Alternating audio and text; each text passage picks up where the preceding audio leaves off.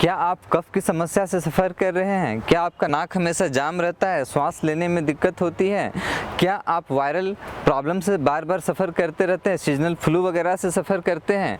क्या आपको अस्थमा की प्रॉब्लम है, या तो फिर आपको ब्रोंकाइटिस की प्रॉब्लम है, या तो फिर आप साइनस या फिर राइनिटिस जैसे एलर्जिक प्रॉब्लम से सफ़र कर रहे हैं? चाहे एलर्जी किसी भी तरह की हो, इससे अगर आप सफ़र कर रहे हैं, या तो आपको ब्रेन से रिलेटेड प्रॉब्लम जैसे आपको हेडेक हमेशा रहता हो, माइग्रेन का प्रॉब्लम हो, मिर्गी की प्रॉब्लम हो, या तो फिर आप एंजाइटी से सफ़र कर रहे हो, या तो फिर आपको थका थका महसूस होता है, आप एनर्जेटिक नहीं फील करते हैं, आपको नींद प्रॉपर नहीं आती है, इस तरह की समस्या से आप सफ़र कर रहे हो, या तो आपको आई डिसऑर्डर हो, देखने में प्रॉब्लम हो, या तो दूर का या तो नज़दीक का, या तो फिर आई हमेशा ड्राई रहता हो, या तो कानों का किसी प्रकार का प्रॉब्लम हो, या थ्रॉट से रिलेटेड प्रॉब्लम हो, यदि आप इन समस्याओं से सफ़र कर रहे हैं तो मैं आपको योग के एक ऐसे अभ्यास के विषय में बताने जा रहा हूं जो आपको इन सारी समस्याओं से निजात दिला सकता है। जी हाँ, आप बिल्कुल सही सुना आपने, इन सारी समस्याओं से आप इस अभ्यास के द्वारा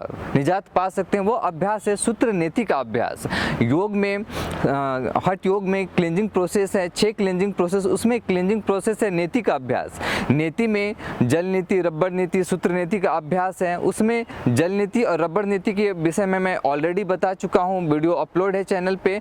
इस वीडियो में हम बात करेंगे सूत्र नीति का अभ्यास जो आपको इन सारी समस्याओं से निजात दिला सकता है। साथ ही साथ यदि आप नेजल पॉलिप्स जैसी समस्याओं से सफ़र कर रहे हैं, आपकी नाक की अगर हड्डी बढ़ गई है या फिर मांस बढ़ गया है जो ऑपरेशन से भी ठीक नहीं होता है, कई बार ऑपरेशन करा लेने के बाद दोबारा भी हो जाता है, ऐसी समस्याओं के लिए तो सूत्र नीति का अभ्यास रामबाण इलाज है। जब हम सूत्र नीति का अभ्यास करते हैं तो सूत्र के फ्रिक्शन से जब रब होता है तो हमारा नेजल पॉलिप्स का जो समस्या है वो बिल्कुल जड़ से ख़त्म हो जाता है। तो यदि आप इन सब समस्याओं से सफ़र कर रहे हैं तो सूत्र नीति का अभ्यास आपके लिए बहुत ही उपयोगी हो सकता है। और मान लीजिए कि आप इन समस्याओं से सफ़र नहीं कर रहे हैं, फिर भी आप सूत्र नीति का अभ्यास कर सकते हैं। अगर आप इसका अभ्यास रेगुलर करते हैं, रेगुलर प्रैक्टिस पे लाते हैं, तो होगा क्या कि इन समस्याओं से आप कभी सफ़र नहीं करेंगे। इस तरह की किसी भी प्रकार की समस्या आपको कभी आएगी ही नहीं। और यदि इनमें से किसी भी समस्या से आप सफ़र कर रहे हैं और इसका अभ्यास करते हैं तो ये बिल्कुल ख़त्म हो जाएगा, जड़ से ख़त्म हो जाएगा।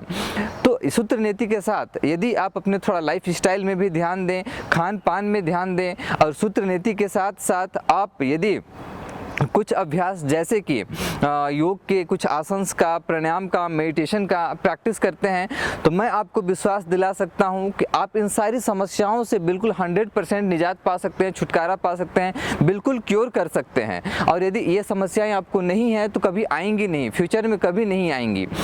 तो अब हम बात करते हैं कि इस अभ्यास को हम करेंगे कैसे। इस अभ्यास को करने के लिए आपको एक सूत्र की ज़रूरत होती है जो कॉटन के धागे से बना होता है। आप देख रहे हैं ये कॉटन के धागे का एक सूत्र है जिसके अपर पार्ट में मोम लगा रहता है। चूँकि सूत्र अगर लूज हो, जैसे आप ये लोअर पार्ट को देख रहे हैं, तो ये नाक के अंदर जाएगा नहीं, तो अपर वाले लेयर पे इस पर मोम लगा रहता है ताकि ये हार्ड हो जाए और ये ईजिली आपके नोज़ के अंदर जा सके। मेन जो क्लींजिंग होता है ये लोअर पार्ट से होता है, इसके थ्रू हम अपने नाक की सफाई करते हैं। जैसे आप जानते हैं कि हमें स्वस्थ रहने के लिए साफ और सुथरा रहना बहुत ज़रूरी है। जैसे बाह्य स्वच्छता स्वस्थ रहने के लिए जरूरी है, वैसे आंतरिक स्वच्छता। अगर आप बाहर से स्वच्छ भी हैं और अंदर से आपका अगर शरीर गंदा है तो आप कभी स्वस्थ नहीं रह सकते हैं। तो नेजल रीजन की सफाई का जो अभ्यास है, उस अभ्यास को योग में नेति का अभ्यास कहा जाता है। नेति में भी सूत्र नेति सबसे ज़्यादा इफेक्टिव है। लेकिन यदि आप बिगिनर हैं और अभ्यास करना चाहते हैं तो मैं आपको सजेस्ट करूंगा कि आप सबसे पहले जल नीति का अभ्यास करें, फिर आप जल नीति के बाद रबड़ नीति का अभ्यास करें, उसके बाद आप सूत्र नीति में आएँ तो आप बिल्कुल इजीली सूत्र नीति का अभ्यास कर पाएंगे विदाउट किसी डिस्कम्फर्ट के। लेकिन अगर आप डायरेक्ट बिना जल नीति किए हुए, बिना रबड़ नीति का अभ्यास किए हुए सूत्र नीति का अभ्यास करना प्रारंभ करेंगे तो थोड़ा सा आपको डिफ़िकल्टी फील हो सकता है। तो अगर आप डायरेक्ट सूत्र नीति का अभ्यास करें, ऐसे तो अगर आप जल नीति और रबड़ नीति नीति के बाद अगर सूत्र नीति करते हैं तो विदाउट किसी प्रिपरेटरी प्रिकॉशन लिए आप इसको कर सकते हैं, क्योंकि नोज तब तक आपका इतना यूज टू हो चुका होता है कि आप सूत्र नीति को बिल्कुल इजी वे में कर पाएंगे, किसी तरह का डिस्कम्फर्ट आपको फील नहीं होगा। लेकिन आप बिगनर हैं और डायरेक्ट अगर आप सूत्र नीति का अभ्यास करें तो आपको ध्यान रखना है कि नोज में आपको सूत्र नीति करने से पहले 1-2 दिन पहले किसी तरह का एडिबल ऑयल जैसे गाय का घी, बादाम रोगन या सरसों का तेल आपको नाक में रात को सोते समय डाल लेना है। और जब आप अभ्यास करें तो उस समय सूत्र में भी आपको थोड़ा सा ऑयलिंग कर लेना है ताकि ये इजीली आपके नोज़ के अंदर जा सके। और नहीं तो अगर आप रबर नीति तक का अभ्यास कर चुके हैं तो आप डायरेक्ट भी कर सकते हैं, इसकी कोई ज़रूरत नहीं है। दूसरा चीज़ आपको ध्यान रखना है कि करने से पहले सूत्र को आपको नॉर्मल वाटर में कुछ देर भिगो के रख देना है ताकि ये ड्राई ना रहे। ड्राई सूत्र को आपको नोज़ के अंदर नहीं डालना है। जब आप सूत्र को डालेंगे तो भीगा होगा, जैसे मैंने इसे कुछ देर के लिए पानी में भिगो रखा है और ये बिल्कुल सॉफ्ट हो चुका है, ड्राई नहीं है। तो आपको ऐसे नॉर्मल वाटर में ध्यान रखेंगे, गर्म पानी में इसको नहीं धोना, अदरवाइज ये मोम जो है आपका पिघल जाएगा और ये बिल्कुल सॉफ्ट हो जाएगा। अब मोम एक बार अगर यहाँ से अपना सूत्र से हट गया तो आपके लिए ये यूजफुल नहीं रह जाएगा। तो इसलिए आपको ये ध्यान रखना है कि गर्म पानी से नहीं, नॉर्मल वाटर से इसको आप कुछ देर पानी में रखेंगे ताकि सॉफ्ट हो जाए इसका नीचे वाला भाग। और ऊपर वाले पार्ट को बहुत ज़्यादा फोल्ड नहीं करना, अगर आप इसको फोल्ड करेंगे तो इसका मोम खराब हो जाए। इसको स्ट्रेट ही रखेंगे या तो इसको सर्कल की तरह आप बना सकते हैं, इसका आप ध्यान रखेंगे। अब चलिए देखते हैं कि इस अभ्यास को आपको करना कैसे है। और एक चीज़ का ध्यान रखेंगे, जब भी आप अभ्यास करें तो मॉर्निंग के टाइम में ही करें, मॉर्निंग के टाइम में खाली पेट, और हफ्ते में एक बार से ज़्यादा ना करें। बहुत ज़्यादा अगर आपको प्रॉब्लम हो, नेजल पॉलिप्स वगैरह हो, मांस से हड्डी बढ़ी हो, तो हफ्ते में ज़्यादा से ज़्यादा 2 बार आप कर सकते हैं, अदरवाइज नहीं करेंगे एक बार से ज़्यादा। तो करने के लिए आपको क्या करना है कि सबसे पहले थोड़ा सा अपर पार्ट को आप लिटिल बिट कर्व बनाएंगे, बहुत ज़्यादा नहीं, क्योंकि नोज जो है हमारा है वो अंदर की तरफ जाके मुड़ जाता है और माउथ की तरफ आता है।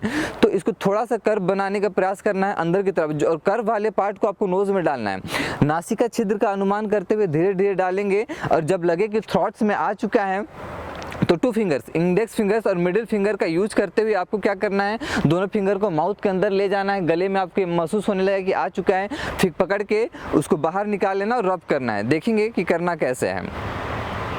लिटिल बिट आप करते समय माउथ को ओपन कर लेंगे, हल्का सा झुकेंगे, बहुत ज़्यादा नहीं झुकेंगे, और सूत्र को बिल्कुल धीरे धीरे अंदर डालने का प्रयास करेंगे।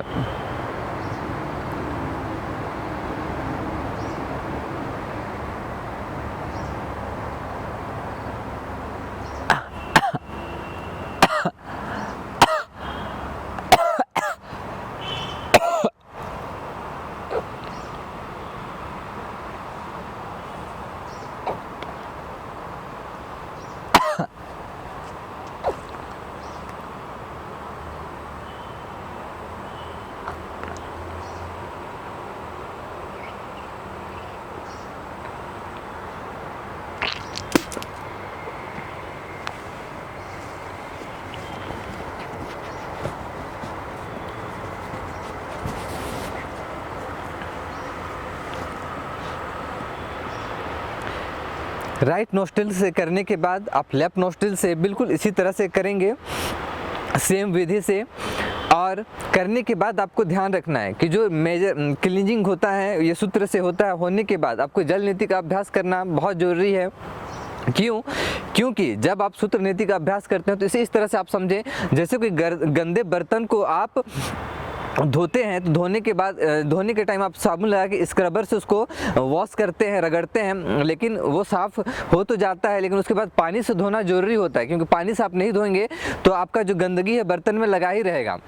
तो उसी तरह से जब हम सूत्र से नोज़ को रब करते हैं तो रब करने के बाद क्या होता है कि जो हमारा अंदर का म्यूकस और गंदगी रब होके वो बाहर आना चाहता है। तो जब हम जल नीति करते हैं और जल नीति करने के बाद हम उसको वॉश आउट कर देते हैं तो सारी गंदगी बाहर निकल जाती है। तो इसीलिए सूत्र नीति करने के बाद जल नीति आप कर लें, और राइट से करने के बाद लेफ्ट से। अगर आप बहुत ज़्यादा बिगनर हैं और आप प्रारंभ करें तो आप नोस्ट्रिल को चेक कर सकते हैं। आप रबड़ नीति के अभ्यास में जाएंगे तो मैंने बहुत विस्तार से समझा रखा है कि जो नोस्ट्रिल आपका एक्टिव है, जिससे श्वास चल रहा है, उससे पहले आप करें तो इजी आप कर पाएंगे। लेकिन एक बार प्रैक्टिस हो जाने के बाद आप बहुत इजीली कर सकते हैं। जैसे आपने मेरे को देखा कि मैंने इजीली कर लिया, कोई बहुत ज़्यादा मेरे नाक से गंदगी भी नहीं निकल रही, इसलिए नहीं निकल रही है क्योंकि मैं इसका रेगुलर प्रैक्टिशनर हूँ। हफ्ते में लगभग मैं हफ्ते में 15 दिन में मैं करते रहता हूँ और काफ़ी लंबे समय से कर रहा हूँ। लेकिन अगर आप बिगिनर होंगे तो जैसे आप जल नीति, रबड़ नीति का अभ्यास करेंगे तो आप देखेंगे बहुत सारी गंदगी आपको करते हुए बाहर आएगी, नोज से बाहर आएगा। लेकिन करते करते चूँकि सफाई अंदर से क्लींजिंग हो जाती है बहुत अच्छी, तो गंदगी बाहर आना बंद हो जाता है। लेकिन भी आप रेगुलर प्रैक्टिस में, चूँकि जैसे हम बाहर से डेली बॉडी को वॉश करते हैं, एक बार आप साफ़ कर दिए तो ऐसा नहीं कि फिर वो गंदा नहीं होगा, समय के साथ वो फिर से गंदा होता है। तो आप रेगुलर प्रैक्टिस में भी चाहें तो उसे हफ्ते में एक बार या 15 दिन में या महीने में कर सकते हैं। लेकिन अगर आप जो भी समस्या मैंने बताया उनसे अगर आप सफ़र कर रहे हैं तो वीक में 1 टाइम तो ज़रूर करें इसको। और आप अगर नेजल पॉलिप्स वगैरह से सफ़र कर रहे हैं तो वीक में 2 टाइम्स करने का प्रयास करेंगे।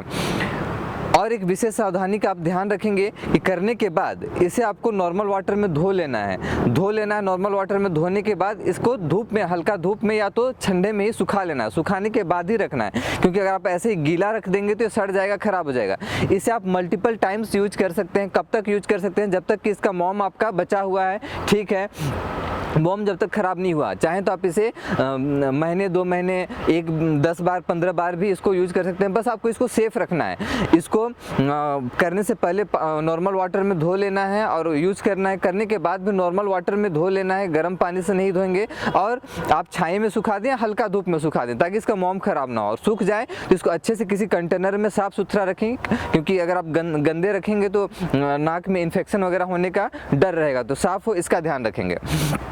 कुछ विशेष सावधानियों का ध्यान रखेंगे, खास करके वैसे लोगों का, कुछ लोगों का नोज जो है का कैनल जो है, छिद्र जो है बहुत ही पतला होता है, तो उन लोगों को थोड़ा सा करने में दिक्कत होता है। तो जिन लोगों को करने में दिक्कत हो तो प्रयास करें कि किसी अच्छे योग टीचर से मिलें, उनसे आप गाइडेंस लें, देन फिर करें। कुछ लोगों को नाक से ब्लड वगैरह आने की प्रॉब्लम रहती है, तो उन लोगों को भी चाहिए कि वो किसी अच्छे योग थेरेपिस्ट से मिले और उनके सुपरविजन में, गाइडेंस में करें। आप इस वीडियो को देख के करना चाहते हैं तो आप अच्छे से प्रोसेस को समझ पा रहे हैं, जल नीति, रबड़ नीति वगैरह कर चुके हैं, यूज्ड टू हैं, तो आप बिल्कुल कर सकते हैं। आपको करने में किसी तरह की असावधानी नहीं फील होती है तो आप बिल्कुल कर सकते हैं। लेकिन अब अगर आप कॉन्फिडेंस फील नहीं कर रहे हैं, किसी तरह का करने में आपको दिक्कत हो रहा है, तो बेटर होगा कि आप अच्छे योग टीचर के निर्देशन में करें तो ज़्यादा अच्छा रहेगा।